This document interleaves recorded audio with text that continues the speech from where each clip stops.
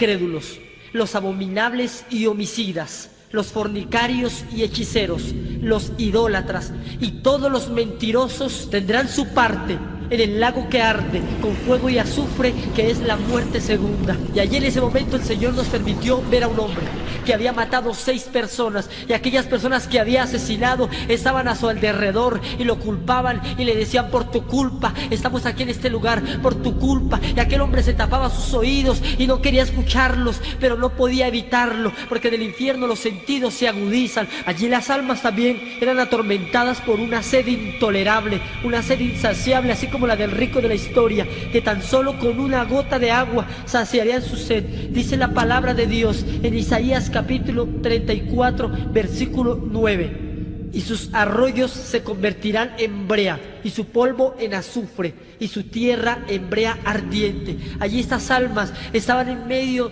del fuego y veían ríos cristalinos en el infierno, y aquellas almas se abalanzaban sobre aquellos ríos, pero aquellos ríos se convertían en fuego. Eran espejismos simplemente. Veían árboles con frutas que destilaban agua, y cuando iban a tomarlas se quemaban sus manos y los demonios se burlaban de ellos.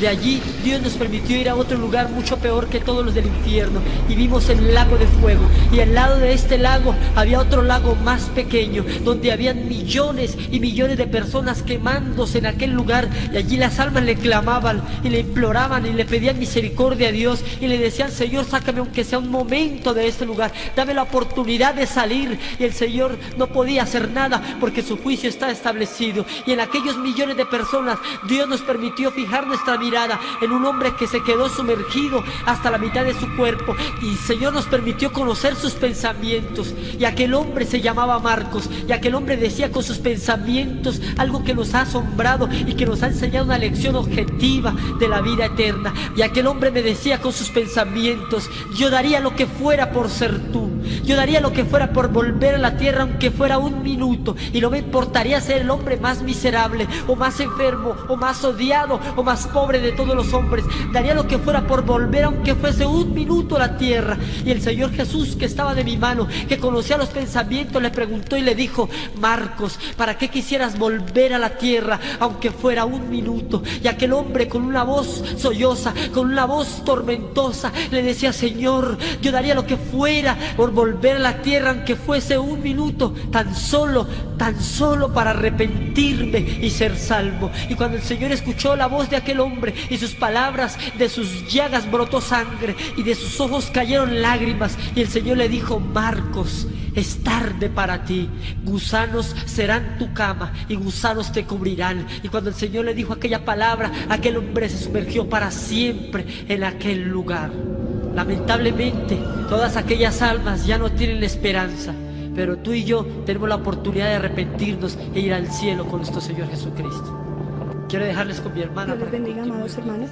Vamos a la palabra de Dios en el Salmo 18, versículo 9. Inclinó los cielos y descendió, y habían densas tinieblas debajo de sus pies. Cuando el Señor tomó mi mano, yo me tomé de Él y empezamos a descender por este túnel.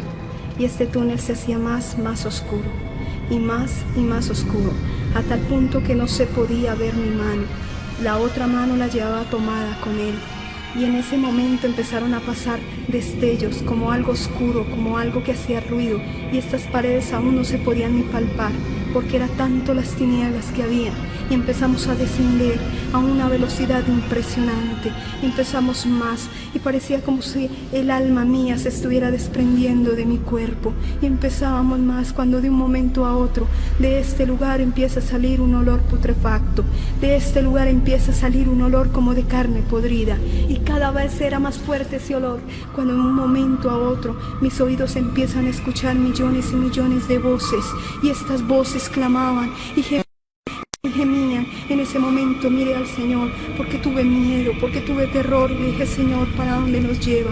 Señor, ten misericordia de mí, ten misericordia de mí. Y el Señor solamente me respondió: es necesario de que ustedes vean, es necesario de que ustedes vean para que cuenten. Y empezamos a descender por este túnel que era en forma de cuerno, y empezamos más. De un momento a otro llegamos a este lugar y nos suspendimos, y empezamos a mirar muchas tinieblas como una cortina que se recoge. Y empecé a mirar millones